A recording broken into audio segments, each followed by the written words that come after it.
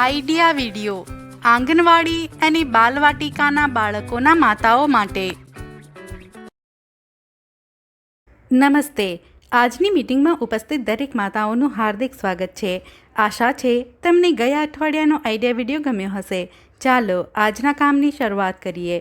ગયા અઠવાડિયાની પ્રવૃત્તિ અને ઉંમર પ્રમાણે આપવામાં આવેલ વર્કશીટ તથા પટ્ટી જોડો. આ વિડીયોના અનુભવ જરૂરથી જણાવો. હવે સાથે લાવેલ વર્કશીટ હાથમાં પકડી ફોટો પાડો. ફોટો પ્રથમના કાર્યકર્તાને મોકલો. ત્યાં સુધી વિડીયોને અહીં રોકો.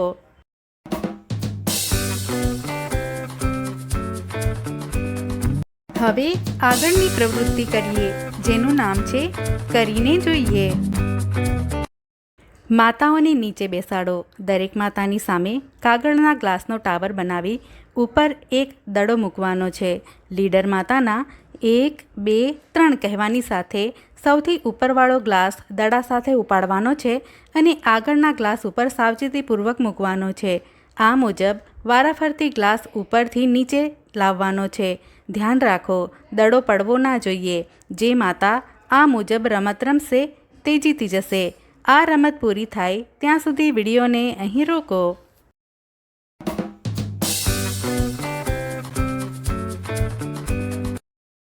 ચાલો હવે આગળની પ્રવૃત્તિ કરીએ, જેનું નામ છે કંઈક નવું શીખીએ. લાંબા સમય સુધી ભેળસેળયુક્ત ખોરાક લેવાથી આપણા શરીર પર ગંભીર અસર પડી શકે છે.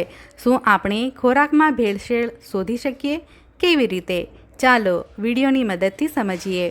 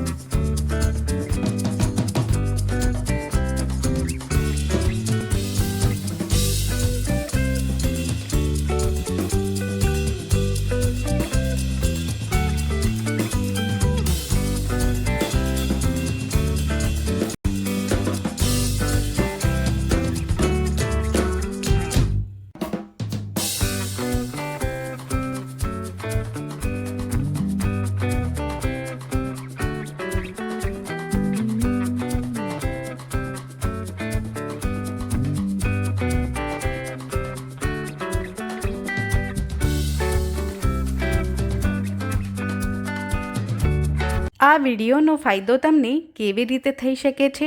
દરેક માતા સમૂહમાં જણાવે.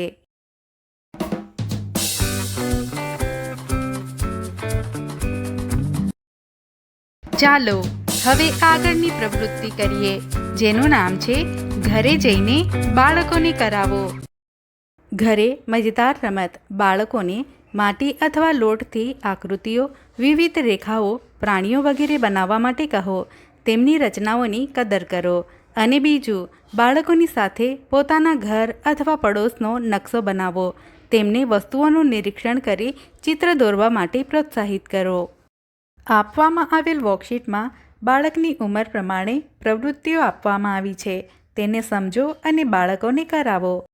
શું બાળકને આપવામાં આવેલ પ્રવૃત્તિ અને વર્કશીટ કરવામાં મજા આવી કે નહીં, તેના અનુભવ અમને જરૂરથી જણાવો. આજની પ્રવૃત્તિઓ અહીં પૂરી થાય છે. આવી જ નવી જાણકારીઓ અને પ્રવૃત્તિઓ સાથે ફરી મળીશું. ત્યાં સુધી તમારું અને તમારા બાળકોનું ધ્યાન રાખજો.